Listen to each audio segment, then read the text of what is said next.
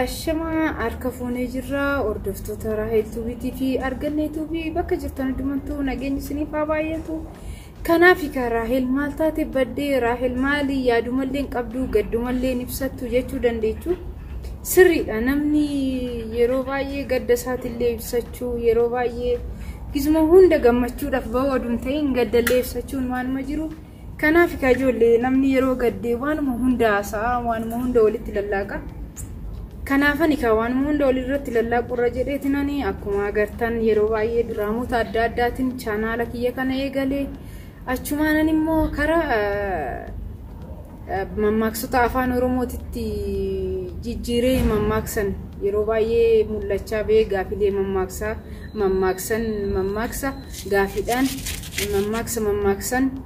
gaafachaan jiru ture akkuma isin beektani akkasii haalli jireenyaa biyya namaa kun namatti hin tolu akkuma beektani ani mana namaan dalagaa mana arabaan dalagaa torban irraan guyyaa tokko boqonnaa ba'a guyyaan boqonnaa ba'u sanittani ijoollee kanan viidiyoo san isiniif waraabee namoota adda addaa isinii dhiyeessaa ture amma immoo akkuma agartanii gaddarra jirra gadda saniifis namni keessi isaa baay'ee gammadaa mootii. Kanaaf Oromoon keenya akkuma beektanii gimmaashni Oromoo keenya kun hidhamee mana hidhaa jira ijoollee gimmaashni isaa immoo du'eetuma gaddaa jirra. Kanaaf Oromoo Waaqayyo bilisummaa yaa kennuu fi bilisummaan waa kennu jechaa jirra kan hidhamee saba keenya hidhamee mana hidhaatitti rakkatus Waaqayyoon nagaan murtii isaa eegee fayyaatee dhukkuba tokko malee akka nu ba'u du'aa godhaadha warreen nurraa hidhamaniif warreen nurraa du'aniif immoo lubbuu isaanii jannataaf haa kennu jedhaadha biyyeen isaanitti haa salphattu jecha qabsoo isaanii itti fufu jecha jirra. Kanaaf isiniin jedha daawwattoonni Raahel Tuubiitii fi Argannee Tuubii asumaan Raahel hin irraaffatinadha. Raahel immoo akkasiin hin irraaffanne har'a kunoo gadda ishii ibsachuudhaaf dhuftee jirti. Kanaaf Raahel isin hin irraaffanne isinirree akka Raahel hin irraaffanne isin jechaa jirti jiranii fi isaaniifis Waaqayyo kadhannaa fi dhukkuba tokko malee cinqamuu tokko malee Waaqayyo isaan haa baasu jechaa jirra. Kanaaf ijoollee nama miidhuu nama hubuu nama haqa nama barbaadu nun godhini ijoollee Oromoo bakka jirtan hundumattuu isiniif jaaladha. Akkasii kunoo Raahel iddoo hojiisiitti viidiyoo waraabdeetti isinii gadhiisti. Kanaaf hordoftoonni fi daawwattoonni Raahel Tuubii Raahel amma karaa miidiyaa ishiitti deebitee jirti wantoota adda addaa waanan isinii dabarsu barbaadan waanan immoo haasa'u kanarratti nu haasa'uu dandeessa kana jettan ijoolleen biyya biraa jirtan ijoolleen FB fi ijoolleen WhatsAppidhaan wal karaa keessatiin wal dubbisaa jirtu kunooti akka daawwattoonni kiyyas argan akka daawwattoonni kiyyas koomentii barreessaniif wantan isinii dabarsuu barbaadan amma kunoo karaa YouTube kiyyaatiin na barreessadha karaa WhatsApptiin oduun ta'in karaa YouTube kiyyaatiin na dabarsaadha. Kanaaf waan isin barbaadan guutuu isinii dabarsuu hin danda'a. Waan mata duree soo qabaattan irratti mata duree soo qabaachuu baatan wantoota gabaabaa na barreessa ergaa sanis ni fan dabarsan isiniin jedha. Ijoolleen Oromoodha kan addunyaa kanarra jirru keessattuu ijoolleen biyya Oromaa jirru maaliifiin jechoota taaneen waan hin taaneen na uummata biyya jiru sanis jeequs hin qabnu waan karaa sirrii ta'u waan qabsaa'uu dandeenyu qabsoon keenya eessa akka ga'u akkamitti akka uummata kana gargaaruu qabnu malee akkanumaan urufarra teenyetis namas wannoo ijoollees biyyaa jeequu hin qabnu waanuma dhugaa irratti qabatame tokko qabannee haasa'uu qabna. Rabbiin illee kan karaa gaariitti noofu wanta dhugaa tokko yoo qabanneen isiniin jedha. Kanaaf ijoollee wanta dhugaa qabadhaati karaa dhugaan hin qallatti malee hin cittuudha Oromooni. Akkasiin isiniin jedha waliin tuffatina ijoollee Oromoo walaa jaalannu bakka jirru hundumattuu walaa gargaaruu sammuu qabnuun dandeettii qabnuun yaada qabnuun warri yaadumallee namaa kennu waan tokko. Kanaaf yaada arraba kaleessa wal arrabsinu sanii kara yaada gaarii wal jajjabeessutti adeemnuun isiniin jedha. Kanaaf kaadara keessan isiniin jechaa jirti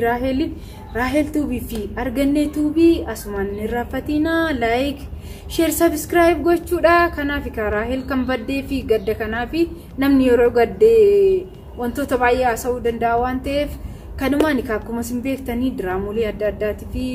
baacolee adda addaatiin qabadhee isinii dhufa wanti isaatis gaddi kun yaa ba'u namni kan gaddinu uffata uffannee oduun ta'in keessa keenyaa kan nama gaddinu artistiin keenya duusaati baay'ee hunda keenyatti baay'ee nutti dhaga'amee jira ijoollee Oromoo kanaaf ka ijoollee torbee san yaada kana isinii kennuu miti yaada kana bee isinii kennuu miti jecha tokko haasa'uuf illee hin dandeenye yeroo sanii kun amma torbee sadi dabarree irra ka ijoollee har'allee yoon waa'ee Haacaaluudhaa dubbachuu hin danda'u kanaaf ka bakkuma jirtan hundumatti nageenyi isiniif haa baay'atu jedha kanaaf ka ijoollee Oromoo akkuma isin addunyaa guutuun artistii keenya Haacaaluu Hundeessatiif gaddee jirutti ka hundumti keenya gaddineet sababa kanaan akkasitti gadda keenya manuma keessatti dabarsaa jirra ijoolleen biyya ormaas jirtan ijoolleen biyya keessas jirtan kanaaf ka jajjabinan isiniif hawaa ilmaan Oromoo hundaaf Waaqayyo ka bara bilisummaan maa godhu bara akka lakkoofsa keenyatti ka bara 2013 deemaa jirra kanaaf bara kana ka bara qabsoodhaan milkoofnu maa godhuun isiniin jedha ilmaan Oromoo addunyaa kana irra jirtan hunda keessaniifu jajjabinaa fi jireenya gaarii qabsoo gaariin isiniif hawwajin jedha kanaaf har'a ka sababni Raahel boota kanatti argamteef hoomaallee mutii yaada baay'eellee hin qabu yaanni nani qabu ka ijoollee Oromoo Facebookis waan hundumaatis hordofaatuman jira waliin arrabsiina wal arrabsuurraa maaluma gootu dhiisaa ijoollee maaliif namni yaada itti fakkaate kennuu danda'a kanaaf nama arrabsinee maal goona warreen kun immoo inni lammataan immoo warri siyaasa hin dandeenye warri siyaasni maal akka ta'e hin dandeenye waliin illaaqina ijoollee oduu waa'ee nama haasa'aa jirtanii ofis arrabsaa jirtu waan ta'eef illaaqina yoo siyaasa dandeechan kallitti itti baati haasaa siyaasa immoo hin dandeenye taanan callisaatuma dhageeffadhaa kara siyaasni itti deemu laaluudha malee wallaaqanii arrabaan jechuutan taane wallaaqun maal godha Oromoomatti wal arrabsaa jira ijoollee maa wal arrabsitu maal isin nu maaliif wal arrabsina maal taatan horii abbaan gaafa cabsee namni ija jaamsaa jedhe Oromoo kanaaf ka nu wal jibbine nu wal arrabsine qabsoo kamitti ba'aa jirra ree qabsootti hin baanu bar ijoollee wal arrabsine wal qeeqne wal tuffannee maayesumatti iyyuu qabsoo dhiisati daandii muraasa waliin deemuu hin dandeenye namni wal jaalatee yaada walii deeggaree yaada gaariidhaan jecha akkana kana bakkee akkanaatti jecha akkana adda gurgurte jecha kana sirreeffadhu yookiin immoo yaadni kee kun sirrii miti yaada kee kana sirreeffadhu yaada kee kana oduu akkana jettee natti tolu oduu kara kanatti deemte akkas sirraa deemu yoo inni si ta'uu baate immoo kara kanatti akkana deemiti karaan kun si baasa jettanii oo barreessitanii bisoomaa rakkoon qabu bar namni hundumtuu wallaala dabar addunyaa kanarra wallaala beekanillee wallaala biraan dhabuu jechuudha kanaaf namni dhibbarraa dhibba beeketii muti kan jiraatu nama waan ta'eef namarraa dogoggorri dhabamu dogoggoruma xinnashoo argineetuma nama wal fixaa jirra waan ta'eef rakkisaadha ijoollee kanumarra wal arrabsuurra maal jechuurra oduu akka kiyya gorsaan wal deebisuu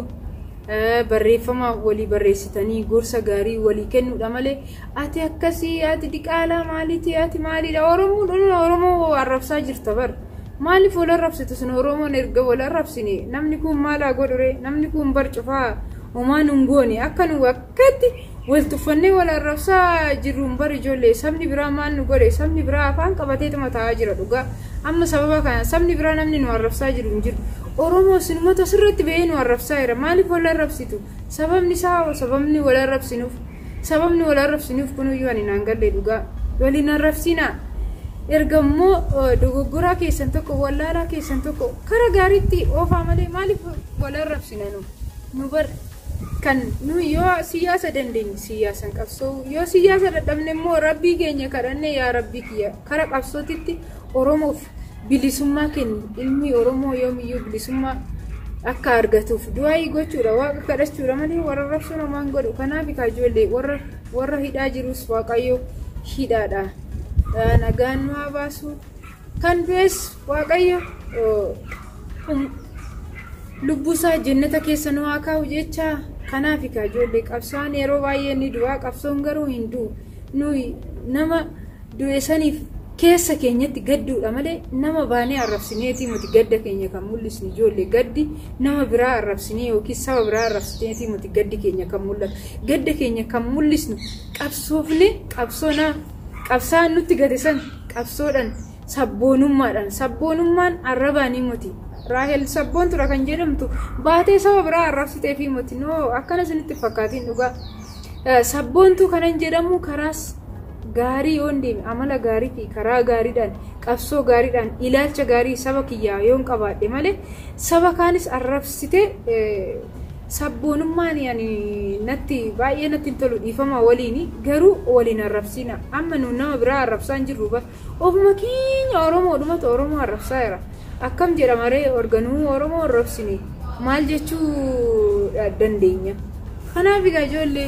daawwattootni kiyya kanaaf har'a waan natti dhagahame FB ilaaleetiin nan baqa keessi kiyya gaddi yaada kana isin dabarsuudha bee chaanaala kiyya ammoo kanan badeef kanaaf ijoollee wanna gaariin hin jiru yoo baane nama arrabsu yoo baane akkas jechuu waan ta'eef kanaafani duubatti of qusadhe kanaaf amma erga artistiin keenya du'ee baatii tokkoof deemna kanaan boodallee yaa'u karaa sooshaal miidiyaa kiyyaatti guyyaa guyyaadhaan mul'achuu hin danda'a akkunumaan siniin jedhe ijoollee waliin arrabsiina wallaalaa keessan ofumatti qabaati wallaala saasanitti maamalee waliin arrabsiinaan siniin jedha ijoollee oromoo ka yaanni Rahel qabdu kanuma kanaaf ijoollee yaadan qabu kana yoon dogoggore na oofalchaa jecha yoo gaarii ta'e koomentii keessan naa barreessaa kanaaf hordoftoonni argannee tuubii fi Rahel tuubii bakka jirtan hundumattuu fayyaanaa ta'a jajjabinan isinii hawwa jecha viidiyoo biraatiin hangan isinitti deebuutti fayyaanaa ta'a bakka jirtan hundumattuu isiniin jaaladha warri maatii kiyyan ta'inis like share subscribe gochuudhaan kara kiyya koottaa balballi kiyya banaadha nooraa isiniin jechaa jira kanaaf isinis simadhaa abbaa dhuftan hundumaafu fayyaanaa ta'a naagalatoomaa isiniin jedha bakka jirtan hundumattuu nageenya isiniif haa baay'atu kanaaf viidiyoo biraatiin hanga walitti deebinutti fayyaaf jaalalan isiniif hawwa jajjabinaa waliin baay'ee